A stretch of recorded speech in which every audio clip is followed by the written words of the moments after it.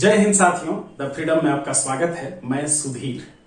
साथियों, हम लोग सुखदेवनामा श्रृंखला में आगे बढ़ रहे हैं और 2 वीडियो पहले से जारी किए जा चुके हैं। चूंकि वो इस श्रृंखला की लॉन्चिंग में वीडियो पहला जारी किया गया था और उसका दूसरा वीडियो है।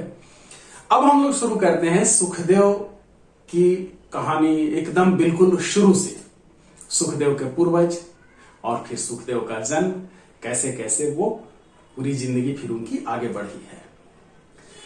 सुखदेव के परदादा थे गिरधारी लाल थापर। जन्म हुआ था, या ये परिवार कह लीजिए कि रहने वाला था, लुधियाना में नौघरा एक जगह है और नौघरा के ये रहने वाले थे। नौघरा दरअसल लोधी वंश का एक किला था और उसमें 9 हवेलियां थी बड़ी बड़ी। उन्हीं 9 हवेलियों के 9 घर हो गए तो 9 घरा उसे कह करके पुकारा जाने लगा। लुधियाना में अब भी ये जगह है और इस वीडियो में जो आप घर देख रहे हैं ये वही घर है जहां अमर शहीद सुखदेव का जन्म हुआ था। नौघरा में यह मकान अब भी है। आप जाकर के, अगर लुधियाना आप जाते हैं तो वहां जाकर के देख सकते हैं। तो गिरधारी लाल थापर परदादा थे सुखदेव के। गिरधारी लाल थापर के 3 बेटे हुए, सावनमल, बांकामल और बिंद्रामल। मंझले बेटे बांकामल की 3 संतानें हुई, गणेशी देवी, रामजी दास और रामलाल। रामजी दास की मृत्यु कम उम्र में ही हो गई थी और जो रामलाल हैं इन्हीं के बेटे हुए सुखदेव। हमारी इस श्रृंखला के नायक, देश की आजादी के नायक सुखदेव के पिता का नाम था रामलाल। रामलाल के पिता का नाम बांकामल और बांकामल के पिता का नाम गिरधारी लाल। यह थापर इन लोगों का सरनेम था। हालांकि सुखदेव ने कभी भी अपने नाम के साथ सरनेम नहीं जोड़ा, क्योंकि वो मानते थे कि सरनेम जो होता है वो जाति, धर्म वगैरह जो अलगाव करने वाली चीजें हैं वो प्रकट करती हैं। भगत सिंह ने भी ऐसा किया था। भगत सिंह का परिवार अपने नाम के साथ संधू सरनेम लगाता रहा है। अब भी लोग लगाते हैं, कुछ उनके परिवार वाले पूर्व से लगाते रहे थे, लेकिन भगत सिंह ने अपने नाम के साथ कभी भी संधू नहीं जोड़ा। ये चीजें ध्यान देने वाली हैं। तो सुखदेव ने भी कभी अपने नाम के साथ थापर नहीं लिखा, इसलिए हम सुखदेव के नाम के साथ थापर नहीं लगाएंगे। हाँ, उनके जो छोटे भाई, सुखदेव के छोटे भाई थे मथुरा दास थापर, उन्होंने अपने नाम के साथ थापर लगाया, इसलिए जब भी उनको हम कहेंगे तो थापर लगाएंगे। याद रखिए, जबरदस्ती सरनेम जोड़ना क्रांतिकारियों का अपमान है। अगर सुखदेव, सिर्फ सुखदेव खुद लिखते थे, खुद को सिर्फ सुखदेव कहते थे, या हमेशा उन्होंने सुखदेव ही कहा, हालांकि पार्टी में छद्म नाम तो विलेजर इनका था, तो इन्हें सुखदेव ही कहा जाना चाहिए। रामलाल यानी सुखदेव के जो पिता थे, उनकी शादी हुई थी रल्ली देवी से और कह सकते हैं कि सुखदेव की मां का नाम था रल्ली देवी। लाला गिरधारी लाल थापर के एक और जो सबसे छोटे बेटे हुए बिंद्रामल, उनको भी जानना जरूरी है, क्योंकि उनके बिंद्रामल के बेटे हुए, बिंद्रामल थापर के बेटे हुए चिंतराम थापर। और चिंतराम थापर का सुखदेव के जीवन में बहुत अहम योगदान है, या सुखदेव का जीवन जब तक कि चिंतराम को नहीं जोड़ा जाएगा तब तक पूरा नहीं हो सकता। लाला चिंतराम थापर की 2 शादियां हुई थी। पहली शादी से एक बेटी थी गौरा देवी, और उसके बाद दूसरी जो शादी हुई उससे वलीराम, जयदेव और कृष्णलाल 3 बेटे हुए। इनमें जो जयदेव हैं वो सुखदेव के साथ ही पढ़ते थे और सुखदेव के वो गहरे मित्र भी थे। ये सब जो कहानी चल रही है ये सुखदेव के नौघरा वाले घर की कहानी है। लुधियाना में, जो पंजाब के लुधियाना में नौघरा है। लाला चिंतराम ने अपनी डायरी में, जो उर्दू में लिखी हुई है डायरी, उसमें अपने खानदान और अपने शहर यानी लुधियाना और नौघरा के बारे में काफी कुछ दर्ज किया है।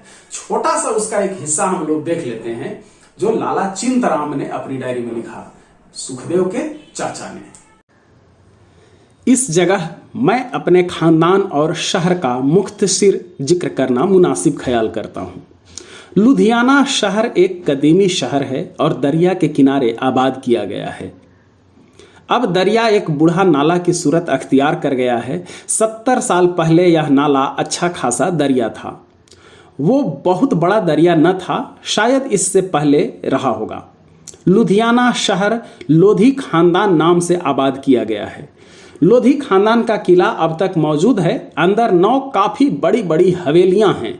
दरमियान में बड़ा भारी सेहन और सेहन में कुआं था जो अब हाल ही में बंद कर दिया गया है।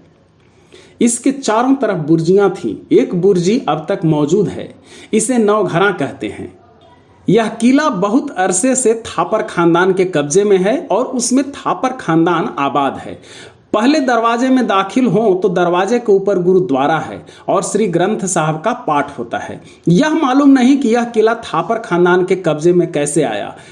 थापर खानदान खत्रियों में बारसूख खानदान शुमार होता है। थापर खानदान में 70 साल पहले काफी केशधारी सिख थे। श्री गुरु ग्रंथ साहब को सारा खानदान मानता था। इन दिनों हिंदू सिख में कोई भेदभाव नहीं था। लुधियाना के कदीमी 8 खानदान हैं।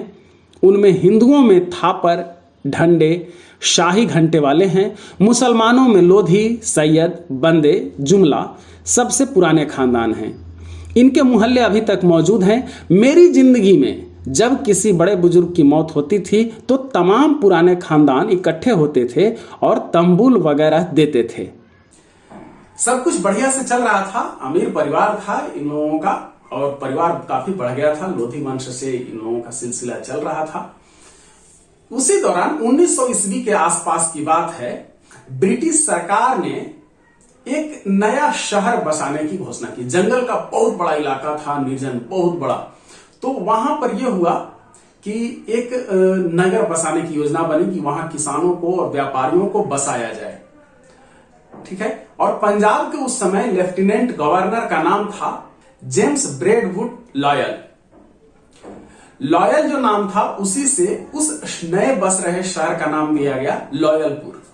अब लॉयल कहना बड़ा मुश्किल है आम लोगों के लिए, तो लॉयल जो है लायल में बदल गया और लायलपुर के नाम से उस नगर को जाना जाने लगा। तो वहां पर अंग्रेजों की यह नीति थी कि किसानों को बसाया जाए, उन्हें मुफ्त में बहुत अधिक जमीनें दी जा रही थी, या जो मुख्य इलाका था शहर का वहां पर लायलपुर में दुकान खोलने के लिए, अपनी फैक्ट्री बनाने के लिए सरकार द्वारा मुफ्त में जमीन दी जा रही थी, काफी सुविधाएं दी जा रही थी।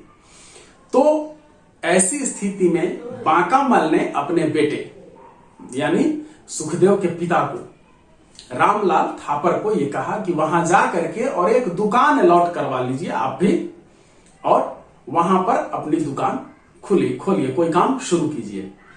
रामलाल चले गए लायलपुर और लायलपुर में एक दुकान सरकार से अलॉट करवाई।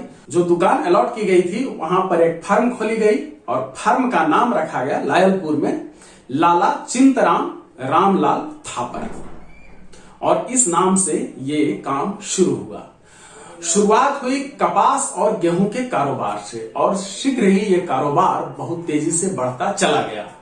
उन्हें अब इसमें मदद की जरूरत महसूस हुई, तो रामलाल अभी वहां पर ये काम कर रहे थे, तो चिंतराम को भी वहां बुला लिया।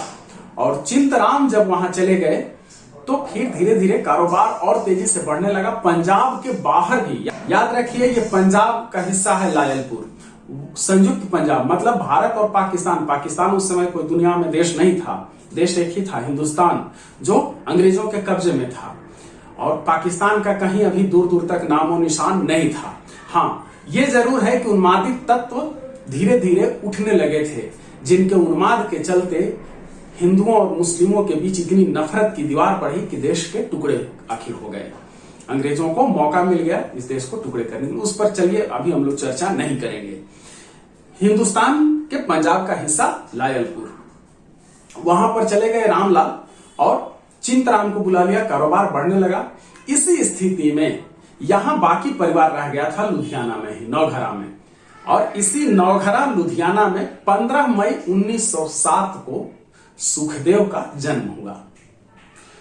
बेटे के जन्म की खबर पहुंची लायलपुर रामलाल थापर के पास, तो उन्होंने पत्नी को बेटे सहित बुला लिया।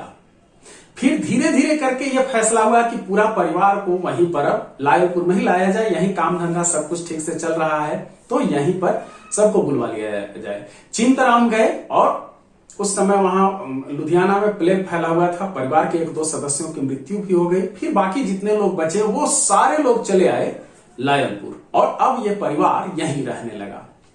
जिस समय शहीद सुखदेव के परिवार के लोग पूर्वज यहां से लुधियाना से लायलपुर बस रहे थे, उसी दौरान एक और महान क्रांतिकारी का परिवार भी पंजाब से ही, मतलब जो आज भारत में जो पंजाब का हिस्सा है वहां से पाकिस्तान वाले पंजाब में जाकर के बस रहा था। वो थे अमर शहीद भगत सिंह। शहीद आजम भगत सिंह का परिवार भी इसी तरह से लायलपुर जाकर के बस गया था। इनके जो पूर्वज थे दादा अर्जुन सिंह या उनसे पहले वाले, ये सारे लोग या इनके पिताजी भी, भगत सिंह के पिताजी भी कर लीजिए, ये लोग रहा करते थे होशियारपुर जिले में खटकड़ कला एक जगह है वहां पर। और जब लायलपुर बसाया जा रहा था तो वहां एक तरफ तो व्यापारियों को ये छूट दी जा रही थी, किसानों को भी अधिक जमीनें दी जा रही थी। एक परिवार को 50 एकड़ जमीन दी जा रही थी लायलपुर में, ताकि वो जमीन आबाद हो सके।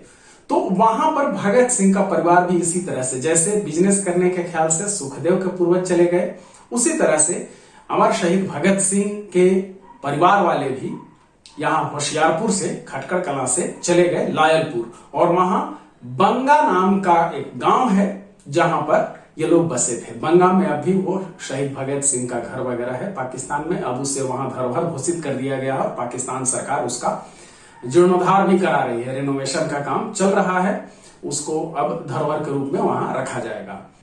इस तरह से आप देख लीजिए कि सुखदेव के परिवार वाले लुधियाना से चले गए लायलपुर और होशियारपुर, जिसे भगत सिंह नगर कहते हैं, वहां से भगत सिंह के परिवार वाले खटकड़ कला से चले गए लायलपुर और ये बंगा गांव में जाकर के रहने लगे। वहां से फिर उन्होंने अपना कारोबार फैलाया और फिर दोनों ही लायलपुर से पढ़ने सुखदेव और भगत सिंह आ गए थे लाहौर में। लाहौर में ये भी जान लीजिए कि संस्कृति का तो बड़ा केंद्र था ही। लाहौर उस समय भारत में सबसे सभ्य और कुलीन शहरों में गिनती होती थी लाहौर की। वहां पर पढ़ने लिखने के अच्छे संस्थान थे और इसीलिए सुखदेव और भगत सिंह दोनों ही यहाँ आए। पहले से वहां इन दोनों का लायलपुर में कोई मिलने का, परिचय होने का जिक्र नहीं है, दोनों मिले थे यहीं पर। लायलपुर में बंगा गांव में भगत सिंह के परिवार वाले रहते थे और लायलपुर मुख्य शहर में गोल बाजार है एक, जहां पर सुखदेव के पिता ने अपनी दुकान खोली थी, अपना व्यवसाय शुरू किया था। अब भी गोल बाजार है वहां, अगर आप किसी माध्यम से अगर देख सकते हैं या जा पाते हैं तो आप देखेंगे। हालांकि घर तलाशना बहुत मुश्किल है। हम कोशिश कर रहे हैं कि किसी ऐसे व्यक्ति का पता मिले जो वहां सुखदेव की जो दुकान थी या सुखदेव के घर वाले जहां रहा करते थे उसका कोई पता ठिकाना मिल पाए। लायलपुर के बारे में एक और चीज जान लीजिए कि अब इसका नाम फैसलाबाद है। लायल नाम पड़ा था लेफ्टिनेंट गवर्नर जो अंग्रेज था, उसके नाम पर उसने ये शहर बसाने की कवायद शुरू की थी। और फैसलाबाद नाम पड़ा सऊदी अरब के एक बादशाह थे फैसल। तो 1977 में उस बादशाह के नाम पर, सऊदी अरब के बादशाह के नाम पर, वहां के शासक के नाम पर इस लायलपुर का नाम बदल करके फैसलाबाद कर दिया गया। पाकिस्तान चूंकि आर्थिक रूप से बहुत अधिक निर्भर रहा है सऊदी अरब पर, अभी है, अभी देख लीजिए वो दिवालिया होने जा रहा था, उसको बचाने के लिए सऊदी अरब आगे आया। तो सऊदी अरब के शासक के प्रति अपनी कृतज्ञता, कोई आपको पैसा दे रहा है उसके प्रति आप कृतज्ञ होंगे ही, तो इस शहर का नाम, लायलपुर का नाम कर दिया गया फैसलाबाद। बाद में जिले का दर्जा भी मिल गया, अब एक जिला है फैसलाबाद। आप देखेंगे फैसलाबाद के बारे में गूगल करके तो बहुत और सारी जानकारी भी मिलेगी। तो इस लायलपुर में, तब लायलपुर ही था इसलिए हम लोग लायलपुर कह रहे हैं, आकर के पूरा परिवार बस गया।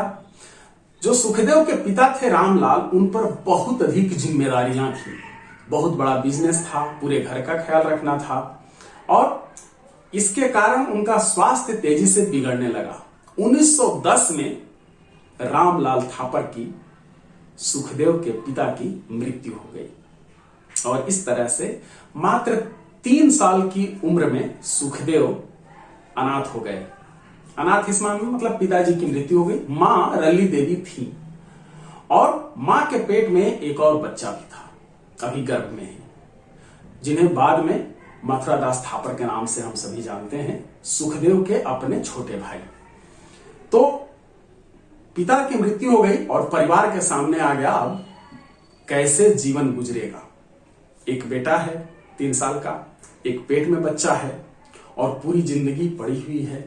इन लोगों की पढ़ाई लिखाई, रहने खाने सबका खर्चा, ये अनजान शहर, नया शहर लायलपुर में ये परिवार है। आगे क्या हुआ और कैसे फिर इस परिवार की देखरेख हुई, कैसे पढ़ाई आगे बढ़ी, ये हम लोग देखेंगे अगले वीडियो में। इस वीडियो में इतना ही। ये आप देख रहे हैं सुखदेव नामा, अमर शहीद सुखदेव के जीवन पर केंद्रित श्रृंखला। धन्यवाद साथियों, जय हिंद, इनकलाब जिंदाबाद।